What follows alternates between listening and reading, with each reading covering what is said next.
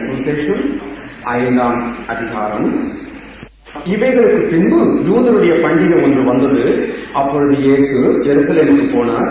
எபிரேய பாஷையில பெதஸ்தா எனப்பட்ட ஒரு குளம் எருசலேமில் ஆட்டு வாசலின் அருகே இருக்கிறது. அதற்கு 5 மண்டபங்கள் உண்டு. அவைகளிலே குருடர், சப்பானிகள், சூம்பின உறுப்புடையவர்கள் முதலான வியாதியஸ்தர்கள் அங்கு படுத்திருந்து தண்ணீர் எப்பொழுது கலக்கும் என்று காத்துக் கொண்டிருப்பார்கள். ஏனெனில் சில சமயங்களில் தேவதூதன் ஒருவன் அந்த குளத்தில் இறங்கி தண்ணீரை கலக்குவான். தண்ணீர் கலங்கின பின்பு யார் முந்தி அதில் இறங்குவானோ அவன் எப்பேற்பட்ட வியாதியஸ்தனாக இருந்தாலும் சொஸ்தமாவான். 38 வருஷம் வியாதி கொண்டிருந்த ஒரு மனுஷன் அங்கே இருந்தான். படுத்திருந்த அவனை இயேசு கண்டு அவனை வெகு காலமாய் வியாதியஸ்தன் என்று அறிந்து அவரை நோக்கி சொஸ்தமாக வேண்டும் என்று விரும்புகிறாயா என்று கேட்டார். அதற்கு வியாதியஸ்தன், ஆண்டவரே, தண்ணீர் கலக்கப்படும் போது என்னை குளத்தில் கொண்டு போய் விடுகிறதற்கு ஒருவரும் இல்லை. நான் போகிறதுக்குள்ளே வேறொருவன் எனக்கு முந்தி இறங்கி விடுகிறான் என்றார். இயேசு அவனை நோக்கி, எழுந்து உன் படுக்கையை எடுத்துக்கொண்டு நட என்றார். உடனே அந்த மனுஷன் சொஸ்தமாகி தன் படுக்கையை எடுத்துக்கொண்டு நடந்து போனான். இங்க ஒரு சம்பவத்தை நம்ம பார்க்கிறோம் பாருங்க. இயேசு கிறிஸ்து அந்த பெதஸ்தா குளத்துக்கு பக்கத்துல வர அங்க ஐதீகம் உண்டு. பழைய காலத்துல ஒரு எண்ணம் என்னன்னாக்கா, தெய்வதூதன் யாரோ வந்து எப்பவாவது ஒரு தடவை கலக்கும் போது அதுல ஒரு பெரிய அற்புதம் இருக்குது. முதல்ல நம்ம கலக்கிட்டு போனதுக்கு அப்புறம் முதல்ல யார் அந்த தண்ணிக்குள்ள விழுகிறாங்களோ, குடிக்கிறாங்களோ அல்லது தொடராங்களோ அவங்களுக்கு சுகம் கிடைச்சிருக்கு. அதனாலேயே ராத்திரியும் பகலுமா வியாதியஸ்தர் முழுவதும் அந்த பெதஸ்தா குளத்து பக்கத்துல எப்பவுமே காத்துட்டு எப்பவாவது கலக்கப்படுமான்னு பார்த்துட்டு இருப்பாங்க. அப்படிப்பட்ட ஒரு இடத்துல ஒருத்தன் படுக்கையிலேயே அவனுக்கு நடக்கவே முடியாது. படுக்கையிலேயே வாதம் உள்ளவனாய், நடக்க இயலாதவனாய் 38 வருஷங்கள் வியாதியின் படுக்கையில இருக்கிற ஒரு மனுஷன் அங்க இருந்தார். இந்த சந்தர்ப்பத்துல இயேசு அந்த பக்கமாக கடந்து வரும்போது இந்த படுக்கையில் இருக்கிற இந்த வியாதியஸ்தனை அவர் பார்க்கிறார். வசனம் என்ன சொல்கிறது? அவன் வெகு காலமாய் அவன் வியாதியஸ்தனாய் இருக்கிறான் என்று அறிந்து. 38 வருஷமாய் வியாதி கிடக்கிற ஒருத்தனை அவன் முதல்ல பார்க்கிறார், கண்டு. அடுத்த வார்த்தை என்ன? அவன் ரொம்ப நாளாய் வியாதியஸ்தனா இருக்கிறான் என்று அறிந்து. 2 காரியங்களை பார்க்கிறோம். அவர் காண்கிற தெய்வம், 2வது அவர் அறிகிற தெய்வம். ஆண்டவராகிய இயேசு கிறிஸ்து காண்கிற தெய்வம், 2வது அவர் அறிகிற தெய்வம். என்ன காண்கிறார்? அங்க எத்தனையோ வியாதிஸ்தர்கள் இருக்கிறாங்களே, ஏன் அவங்களெல்லாம் கர்த்தருக்கு கண்ணு தெரியலையா? இவன் ஒருத்தன் தான் கண்ணு தெரியுதா? எனக்கு இவனை மாத்திர கர்த்தர் கண்டிப்பா கவனிக்கிற.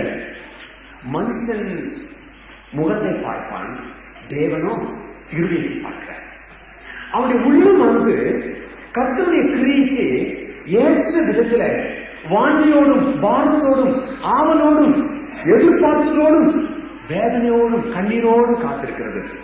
அப்படி உள்ளத்துல ஒரு ஏமாற்றம், வெறுமை இருக்கிறது. அவன் சோர்ந்து போயிருக்கிறான். 1 வருஷம் 2 வருஷம் அல்ல, 38 வருஷங்களாய் சோர்ந்து போயிருக்கிறான். அவனுடைய உள்ளத்தின் வேதனைகளை ஆண்டவர் அறிந்தார். அவனுடைய படுக்கையை கண்டார். அவனுடைய உள்ளத்தின் வேதனைகளை அறிந்தார். சில சமயங்களில நாம் சொல்லுவோம், ஏன் பிரச்சனை யாருமே புரிஞ்சுக்க மாட்டேன்றாங்க, என்னுடைய வேதனையை யாருமே அறிஞ்சிக்க மாட்டேன்றாங்க, அவ்வளவு தூரத்துக்கு ஏன் போவாங்க, எங்க அப்பாவே என்ன புரிஞ்சுக்க மாட்டேன்றாங்க, எங்க அக்காவே என்ன புரிஞ்சுக்க மாட்டேன்றாங்க. இப்படிலாம் மனதுக்குள்ள வேதனைப்பட்டு நொந்து எத்தனை பேர் கண்கள் இருக்கிறாங்க தெரியுமா? இன்றைக்கு இந்த மத்தியான வேளையில ஒரு காரியத்தை புரிந்து கொள்ளுங்க. உங்கள் பிரச்சனைகளை கர்த்தர் அறிகிறார். முதலாக ஜெபிக்க வந்த சகோதரர் அவர் சொன்னார், எப்படி உங்களுக்கு இந்த காரியம் தெரிந்தது? என்ன உங்களுக்கு பழக்கமே இல்லையே. அப்ப நான் சொன்னேன், எனக்கே தெரியாது, எனக்கு என்ன வரம் இருக்குதுன்னு எனக்கு தெரியாது. சிலர் சொல்லுவாங்க எனக்கு 9 வாரம் 10 வாரம் 20 வாரம் இருக்குதுன்னு சொல்லுவாங்க. ஆனா என்னுடைய வாழ்க்கையில கர்த்தர் வரத்தை கொடுத்திருக்கிறார். ஆனால் இத்தனை வரங்கள் இங்கெங்க கிரியேட் செய்ய எனக்கு தெரியாது. என்னை முழுவதுமாக விட்டு கொடுக்கும் போது எந்தெந்த இடத்துக்கு எப்படி எப்படி வரங்களை கிரியை செய்ய வேண்டுமோ அப்படி கிரியை செய்கிறார். உண்மையிலே கொழும்புல நடந்த கூட்டத்துல கர்த்தர் கிரியை செய்தது வேற, இங்க நடக்கிற கூட்டத்துல கர்த்தர் கிரியை செய்தது வேற. அங்கே நிறைய பேருடைய ரட்சிப்பின் காரியத்துக்கு கர்த்தர் பெரிய கிருபை செய்தார். நிறைய பேருக்கு சுகம் கிடைக்கல, நிறைய பேருக்கு பிரச்சனைகள் அந்த சுகம் கிடைக்கல, ஆனால் ரட்சிப்பு கிடைத்தது. நிறைய பேர் மனம் திரும்பி இருக்கிறாங்க, ஆனா அதே சமயத்துல இன்னொரு இடத்துல நான் செய்தி கொடுக்கும் போது கர்த்தர் அங்கே சில பேருக்கு சுகத்தை கொடுத்தார். இந்த இடத்துல கர்த்தர் அநேகருடைய ரகசியங்களை கர்த்தர் வெளிப்பாட்டு மூலியமாய் கொடுக்கிறார். இடத்துக்கு தகுந்த மாதிரி கர்த்தரை உபயோகிக்கிறத நான் பார்க்க முடியுது. ஏன் ஆண்டவரே இங்க ஒருத்தருக்குமே சுகம் கொடுக்கல, அது கேட்க முடியாது, அது அவங்க இஷ்டம். வந்தவங்க யாரு எப்படி இருக்கிறாங்க அந்த நிலைமைக்கு ஏற்ற மாதிரிதான் அவர் என்ன உபயோகிக்கிறார். அப்படி உள்ள நிலைமைக்கு நம்ம விட்டு கொடுத்துட்டா போதும், இடத்துக்கு ஏற்ற மாதிரி அவர் உபயோகிப்பார். ஆகவே எனக்கு அந்த வரத்தை உபயோகிக்கணும் சுவாமி, இந்த வரம் எனக்கு வேணும், எனக்கு தீர்க்க தரிசன வரம் வேணும், எனக்கு வியாதி சுகமாக்குற வரம் வேணும், கேட்கவே கூடாது. ஏன் அதை கேட்கிறேன்? இன்னைக்கு நிறைய பேர் ஊழியத்துல எனக்கு அந்த வரம் வேணும், இந்த வரம் வேணும் கேட்கிறாங்க, கேட்கவே கூடாது. நீ கர்த்தருக்கு உன்னை ஒப்பு கொடுத்தா அவர் அந்த இடத்துக்கு தகுந்த மாதிரி அவரே உபயோகப்படுத்துவார். அது எத்தனை வரமானாலும் அந்த வரங்கள் கிரியை செய்ய ஆரம்பிச்சிடும். நீ உன்னை விட்டு கொடுக்க வேண்டியதுதான். குறிப்பிட்ட வரங்களை தயவுசெய்து ஒரு நாளும் கேட்கக்கூடாது. அப்படி கேட்கறதுனால வரது என்ன தெரியுமா, உண்மை நீ அதை மேன்மைப்படுத்த வேண்டியதா வந்துடும். உனக்கு அந்த வரம் இருக்கிறதுனால என்ன நினைக்கிற, அந்த வரம் இருந்தாதான் ஜனங்க என்ன மதிப்பாங்கன்னு நினைச்சிட்டு இருக்கிறேன். பாருங்க, சும்மா பேசினாங்க யாரும் மதிக்க மாட்டேன்றாங்க. இப்படி ஏதாவது ஒரு ஜாலர் பண்ணாதான் என் மதிக்கிறாங்க. அப்படி ஏதாவது ஒரு வரம் இருக்குதா, இப்படி ஏதாவது வரம் இருக்குதா, இப்படி கேட்டாங்கன்னா ஒரு ஊழியக்காரனை மதிக்கிறாங்க. ஆகவேதான் எனக்கு வியாதியை சுகமாக்குற வரம் வேணும்னு கேட்கறேன். கேட்காது. கர்த்தரிடத்தில் அப்படி கேட்பது பிழையான காரியம். பைபிள் எங்கேயுமே சொல்லப்படலை. ஆனா தீர்க்க தரிசன வரங்களை நாடுன்னு சொல்லிருக்குது. ஏன்? அது சபைக்கு சொல்லப்படுகிறது. சபையில தீர்க்க தரிசனங்கள் சொல்லப்படுமானால், வெளிப்பாடுகள் சொல்லப்படுமானால் சபை பரிசுத்தமாகும். சபை பரிசுத்தமாக வேண்டியது அவசியம். சபைக்குள்ள வருகிறவனை பற்றி யாராவது ஒருத்தர் வெளிப்பாடு சொல்லி, இந்த சபைக்குள்ள ஒருத்தன் வந்திருக்கிறான், அவனுடைய வாழ்க்கையானது பாவத்தோடு கூட இணைக்கப்பட்டிருக்கிறான், மனைவிக்கு துரோகம் செய்திருக்கிறான், வேறொரு பொண்ணோட தொடர்பு வைத்திருக்கிறான், அந்த சகோதரன் இங்கதான் உட்கார்ந்து இருக்கிறான், 4வது பெஞ்சு 5வது பெஞ்சு பேர சொல்லு, அடுத்த வாரமே அவன் நடுநடுங்கி போவான் ஆலயத்துக்குள் வருவதற்கு. இத்தனை வருஷமான இந்த சபையில மெம்பரா இருக்கிறேன், இப்படி வரமுள்ள ஒருத்தர் இந்த சபைக்குள்ள இருக்கிறாங்க, அந்த வரத்தினால என்னுடைய பிள்ளைகளை காமிச்சு கொடுத்துருவானோன்ற பயத்துல என்ன செய்வான் தெரியுங்களா, ஆலயத்துக்கு வரத்துக்கு முன்னாடியே தன்னை ஆண்டவருக்கு முன்பதாக ஒப்பு கொடுத்து எல்லா குற்றங்களை எல்லாம் அறிக்கை செய்து அவன் பரிசுத்தவானாய் ரட்சிக்கப்பட்டவனாய் ஆலயத்துக்குள்ள விசுவாசிகளோடு கூட சேர்ந்து அவன் உட்கார முடியும். இந்த சபையின் பரிசுத்தத்துக்காகத்தான் கர்த்தர் இப்படிப்பட்ட வெளிப்பாட்டு வரங்களை, தீர்க்க தரிசன வரங்களை சபைக்குள் கிரியை செய்யும்படி அதை நாடும்படி கேட்டார். சபையை சுத்தம் பண்ண, சபையை பரிசுத்தம் பண்ண, சபைக்கு வரங்க பயத்தோடு வரணும், நடுக்கத்தோடு வரணும். தேவ சந்நிதியில பாவத்தை செஞ்சுட்டு ஓடி வந்து உட்காரங்க எத்தனை பேர் இருக்கிறாங்க தெரியுமா? அந்த நடுக்கங்கள் உண்டாவதற்காகத்தான் இப்படிப்பட்ட வெளிப்பாடுகளை விரும்பும்படி சொன்னார். மற்றபடி உன்னுடைய ஊழியத்தை விரிவுபடுத்துறதுக்காக அல்ல. கர்த்தர் ஆத்மாக்களை கொண்டு வரணும்னா அவருக்கு செய்ய தெரியும். எப்படி எப்படி உன்னை கொண்டு போகணும், எப்படி எப்படி வரங்களை உனக்கு கொடுக்கணும்னு அவருக்கு தெரியும். வரங்கள் இல்லாமல் இல்லை, அநேக பேருக்கு பலவிதமான வரங்கள் இருக்குது. ஆனால் நீ அவைகளை கேட்காது, அவளுக்கு உன்னை ஒப்புக்கொடு. எந்த வரத்தை வச்சு உன்னை உபயோகிக்கணுமோ, எந்த இடத்துல அந்த வரங்கள் கிரியை செய்யணுமோ அந்த மாதிரி அவர் கிரியை செய்வார். நீ சும்மா விட்டு கொடுத்தா மாத்திரம் போதும், நீ சும்மா இருந்தா போதும், அவர் அருமையா உன்னை உபயோகப்படுத்துறதை நீ பார்க்கலாம். அதுதான் சரியான முறை. ஆகவே இப்படிப்பட்ட சில காரியங்களை கர்த்தர் அவர் அறிகிறார். ஒவ்வொருடைய உள்ளத்தின் ரகசியங்களை அவர் அறிகிறார், உள்ளத்தின் மன வேதனைகளை அறிகிறார். ஆகவே அநேக பேருக்கு அதிசயம், எப்படி என்னுடைய காரியங்களை இப்படி கர்த்தர் வெளிப்படுத்துகிறார். ஆமா, அவருக்கு தெரியாதது ஒன்றுமே இல்லை. நீ எத்தனை வருஷமா வேதனைப்படுற, உன் குடும்பத்துல நடந்து வச்சுக்கிற சந்ததிகள் என்ன, இப்படி என்ன பொசிஷன்ல வந்திருக்கிற, என்ன வேதனையோடு வந்திருக்கிற, கர்த்தர் அதை அறிந்து வைத்திருக்கிறார்.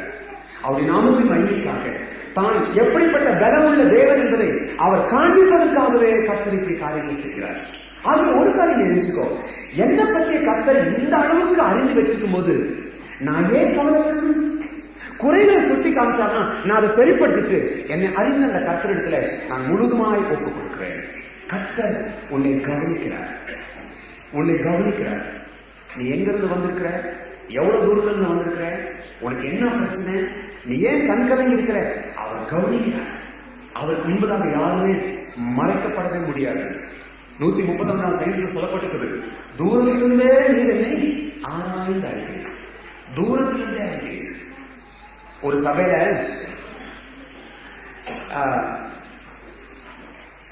வாரத்துல வீக் டேஸ்ல 2 நாள் ஆராதனை நடக்கும். அந்த சபையில வசனம் சொன்னா கிடுகிடுன்னு எடுத்து வாசிக்கிற ஒரு சகோதரி உண்டு. அந்த சகோதரி இருந்தாக்கா பாஸ்டருக்கு பிரசங்கம் பண்ண ரொம்ப உற்சாகம் இருக்கும். ஆனா சாயந்தர நேரத்துல அந்த கூட்டத்துக்கு அவ கலந்துக்கிட்டானா திரும்பி போகும்போது ரொம்ப இருட்டாய் போயிடும். எல்லாரும் அந்த சாயந்தர நேரம் ஆராதனைக்கு வர முடியல. ஆனாலும் ஒரு ஒப்பந்தத்தின் பேர்ல அந்த சகோதரியோடு கூட சொன்னாங்க, அவங்க அம்மா அப்பா கிட்ட சொன்னாங்க, பாருங்க மகளை நாங்க 8 மணிக்கு அனுப்பிச்சிடறோம், என்னுடைய பிரசங்கம் 8 மணிக்கு முடிஞ்சிடும். அதுக்கப்புறம் மேல நிறைய பேருக்கு நான் ஜெபிக்கணும், பாட்டு பாடணும், அதெல்லாம் அதுக்கப்புறம் இருக்குது. அதுக்கப்புறம் உள்ள நிகழ்ச்சிகளில் அவ கலந்துக்கவே வேண்டாம். பிரசங்கம் முடிஞ்ச உடனே அவளா எந்திரிச்சு போயிட்டோம். ஏன்னா அவ அப்படிதான் கேட்கிறா, என்ன தயவுசெய்து என்ன 8 மணிக்கு அனுப்பிச்சிருங்க. அந்த 8:30 மணி பஸ் விட்டுட்டேன்னாக்கா அடுத்தது 9:30 மணிக்கு தான் எனக்கு பஸ் இருக்குது, ரொம்ப பெண்டி போயிடும் அப்படின்னு சொல்லிட்டு அவ ரொம்ப கேட்டுக்கிட்டா. பாஸ்டர் என்ன எப்படியாவது 8 மணிக்கு என்ன அனுப்பிச்சிருங்க. அவளுக்காகவே பிரசங்கத்தை கொஞ்சம் முன்னாடி வச்சு 8 மணிக்கு நிறுத்திடுவார். அந்த 8 மணிக்கு பிரசங்கம் நிக்க உடனே அவ பைபிள் தூக்கிட்டு போயிடுவாள். ரொம்ப நாள் எல்லாருக்கும் இல்லாத ஒரு வாஞ்சையில அந்த மாலை நேர கூட்டத்துக்கும் அவள் வர ஆசைப்படுகிறதே இந்த பாஸ்டருக்கு ஒரு சந்தேகம் ஏற்பட்டுச்சு. யாருமே அப்படி ஆசைப்பட மாட்டாங்க. ஆனா இவன் என்ன செய்யறான், நான் வந்து வாசிச்சு உதவி செய்யறேன் பாஸ்டர், ஆனா 8 மணிக்கு நீங்க நினைச்சிடணும். இப்படித்தானே அவ கேட்டு வந்திருக்கிறாளே, இவனுடைய உள்ளத்துல உண்மையிலேயே அந்த ஆவல் இருக்குதா, ஆசை இருக்குதா? ஒரு நாள் இந்த பாஸ்டருக்கு ஒரு சந்தேகம் ரொம்ப வலுத்துருச்சு. அப்ப தன்னுடைய மனைவி கிட்ட சொன்னாரு, அவ 8 மணிக்கு எந்திரிச்சு போகும்போது நீ தயவு செய்து அவ பின்னாடி போ, விவரங்களை சேகரிச்சு என்கிட்ட வந்து சொல்லுன்னு சொன்னார். அதே மாதிரி அன்னைக்கு ஆராதனை முடிஞ்சது, முடியல, பிரசங்கம் முடிஞ்சது. முடிக்கும் போதே இவ எழுந்து போயிட்டா. அவ எழுந்திரிச்சு போறோன்னே பாஸ்டம்மா எந்திரிச்சு அவ பின்னாடியே போற. அவ நேர ரோடெல்லாம் தாண்டி 2-3 தெருவை தாண்டி பஸ் ஸ்டாப்புக்கு நேரா போறான். அந்த பஸ் ஸ்டாப்ல அவ கிட்ட போறான். அங்க 8:30 மணி பஸ் நின்றுட்டு இருக்குது. ஆனா இவ அதுல ஏறவே இல்லை. கொஞ்ச நேரம் இந்த அம்மா தூரத்திலேயே பார்த்தாங்க. அந்த பஸ் போயிடுச்சு, ஆனா இவ ஏன் ஏறவே இல்லை? ஆனா அந்த பஸ்ல இருந்து ஒருத்தன் இறங்கினான். அவனோட இவ பேசுறா. அங்க ஒரு ஆராதனை வச்சு இங்க ஒரு ஆராதனை அவ செய்யறாங்க அப்படின்றது அப்புறம் தான் பாஸ்டர் அம்மாவுக்கு தெரிஞ்சது, விளங்க ஆரம்பிச்சது. உடனே இந்த விவரத்தை வந்து தன்னுடைய பாஸ்டருக்கு, தன்னுடைய புருஷன்கிட்ட விவரத்தை சொல்ல, அதுக்கப்புறம் தான் இந்த காரியத்தை வெளிரகமாக அந்த பெண்ணுகிட்ட சொல்லி, இப்படிப்பட்ட தொடர்புகள் வேண்டாமா, தயவு செய்து நீ இனிமே எனக்கு மாலை நேர கூட்டத்துக்கு நீ வரவே வராத, பைபிளே வாசிக்காமட்டாலும் பரவாயில்ல, நீ வீட்டிலேயே நீ அடங்கி, அது உனக்கு நல்லதா இருக்கும். இவளுக்கு ஆச்சரியம், எப்படி பாஸ்டர் உங்களுக்கு தெரியும், எப்படி தெரியும்? யாராவது என்னை பத்தி வந்து சொன்னாங்களா? இல்லம்மா, ஒரு நாள் சொல்லவே இல்லை. ஆனா கர்த்தருடைய ஆவியானவர் என்னமோ என்னுடைய உள்ளத்துல ஒரு சந்தேகத்தை உண்டு பண்ணினார். ஆகவே நீ ரொம்ப பாவத்துக்குள்ள விழுந்ததுக்கு முன்னையே உன்னை தடுத்துட்டாருமா, உனக்கு ஒரு நல்ல வாழ்க்கை இருக்கும், அந்த தொடர்பு உனக்கு வேண்டாம். ஆமா, எனக்கு சாதாரண ஒரு மனுஷன் சில காரியத்துல ஞானமா சில காரியத்தை கண்டுபிடிக்கிறது உண்மையானா, வானத்தையும் பூமியும் அறிந்த கர்த்தர் உன்னை பற்றி எவ்வளவு தெளிவா அறிந்து வைத்திருப்பார் தெரியுமா? உன்னுடைய உலகத்தை பற்றி எவ்வளவு தெளிவா அறிந்து வைத்திருப்பார் தெரியுமா? உன்னுடைய வேதனைகளை பற்றி எப்படி தெளிவா அறிந்து வைத்திருப்பார் தெரியுமா? சங்கீதக்காரர் சொல்றான், ஆண்டவரே என்னுடைய கண்ணீர்கள் உங்களுடைய துருத்தியிலே எண்ணி வார்த்து வைக்கப்பட்டிருக்கிறது, உங்களுடைய துருத்தியில வார்க்கப்பட்டிருக்கிறது. ஆங்கில புத்தகத்துல பாட்டில்ல பிடித்து வைக்கிறது எழுதிருக்கு. நம்முடைய கண்ணீரை பாட்டில்ல ஒவ்வொரு துளியா எண்ணி எண்ணி வச்சிருக்குதான். நாம நினைக்கிறோம் என்னுடைய கண்ணீர் ஆண்டவர் கேட்கிறாரா, என்னுடைய கண்ணீரை கர்த்தர் பார்க்கிறாரா? பார்க்கிறாரா? நீ எவ்வளவு நாள் அழுதுன்றது அவருக்கு தெரியும். எத்தனை ராத்திரி மனைவி புருஷன் எல்லாம் தூங்குனதுக்கு அப்புறம் நீ எத்தனை நாள் நீ அழுது செபித்தன்றது கர்த்தருடைய சமூகத்துல எண்ணி வைக்கப்பட்டிருக்குது. அது ஒரு நாளும் வீண் போகவே போகாது. உன்னுடைய கண்ணீருக்கு ஒரு முடிவு உண்டு, உன்னுடைய துக்கத்துக்கு ஒரு முடிவு உண்டு. ரொம்ப நாள் நீண்டு உன்னுடைய வேதனையை அனுபவிக்க கர்த்தர் விடவே மாட்டார். இன்னைக்கு நான் புரிந்து கொள்வது நல்லது. அவர் உன்னை பார்க்கிற தெய்வம்.